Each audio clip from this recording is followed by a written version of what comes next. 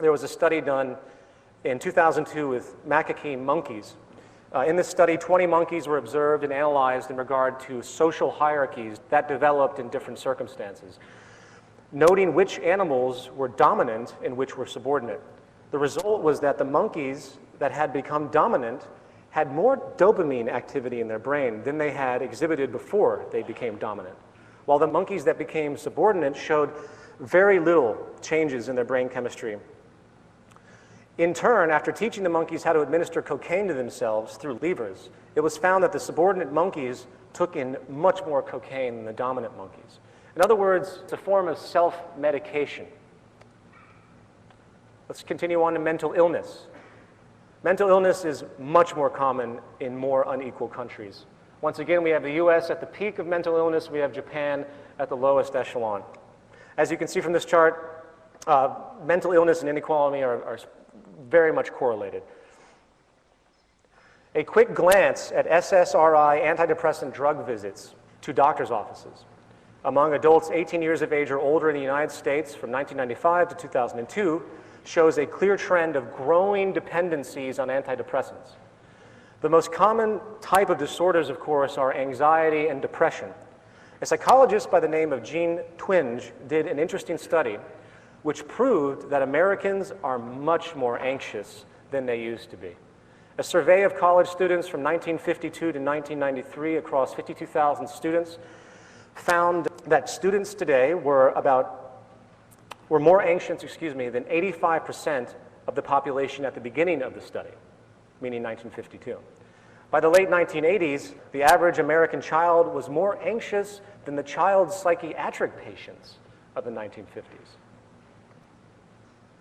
As far as depression, a study called Time Trends in Adolescent Mental Health found that in Britain, depression among people in their mid-20s was found to be twice as common in a study of 10,000 or so people born in 1970.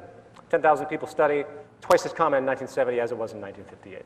It also found that in general, psychosocial disorders affecting young people have risen substantially over the past 50 years. In Germany, Italy, Japan, and Spain, 1 in 10 are deemed mentally ill in a year. In the UK, it's 1 in 5, and in the US, it's 1 in 4. Across entire populations, rates of mental illness are 5 times greater in the most unequal countries compared to the least equal. Now, of course, I know what you're saying, what about genetics? I think Richard Wilkinson summed it up very well. Although mental illness can be affected by changes in the levels of certain chemicals in the brain, nobody has shown that these are actually causes of depression, rather than changes caused by depression. Although some genetic vulnerability may underlie some mental illness, this cannot by itself explain the huge rise in illness in recent decades. Our genes cannot change that fast. And let's move on to the idea of trust. Another word for this is social capital. Social capital is defined as an attitude, spirit, or willingness of people to engage in collective civic activities. Hence, there's a strong trust relationship. As you can see in the chart, those that feel they can trust one another are much more common, naturally, in societies that have less inequality. This, of course, is beyond obvious, as I'm sure many would agree. Naturally, with greater inequality, people are less caring of one another. In fact, mistrust and inequality, I think, reinforce each other. Now, this point is probably enough for a 1-hour lecture in and of itself. What is a society if people cannot trust each other? It's important to realize that the idea of friendship and the notions that couple in with friendship, which is ultimately a quality of trust, is a characteristic completely opposed to the competition mentality and the economic theories of self-interest we see today. Empathy, reciprocation, and cooperation equates to good health, while suspicion, fight, competition always equates to high levels of stress and hence destruction. As we'll talk about in a second, stress is one of the deadliest killers that we know of. It's a secret killer. And living in a society where you have to look over your shoulder and where you have to fight for everything that you have, where you have to question virtually every transaction given the initial assumption that the person might be trying to pull one over on you for their own betterment. The fact of the matter is we thrive socially on trust and cooperation, provably by health standards. And social structures which create relationships based on inequality, inferiority, and social exclusion are inflicted with the greatest deal of social pain and neuroses. Let's move on to educational scores. This one's very interesting. Not only do more unequal countries have worse educational attainment, kids are more likely to drop out of school as well. Interestingly, class distinctions and their effect have become very obvious in this regard. For example, a study was done in 2004 where they took 321 high-caste Indian boys and put them with 321 low-caste Indian boys, and they were given a task of solving a certain problem. The first time they did this, the caste relationship, the social status, was not announced to these children. They had no idea who was around them. And you can see the caste unannounced, low caste actually beat the high caste. The second time they did it, the results were dramatically skewed. As the lower caste did much worse than before, while the higher caste did better. This is psychological. It's a psychosocial superiority relationship that has been repeated many times in many cases through other studies, which has the exact same consequence. People are greatly affected by their perceived status in society. When we expect to be viewed as inferior, very often we perform as such. Homicide rates.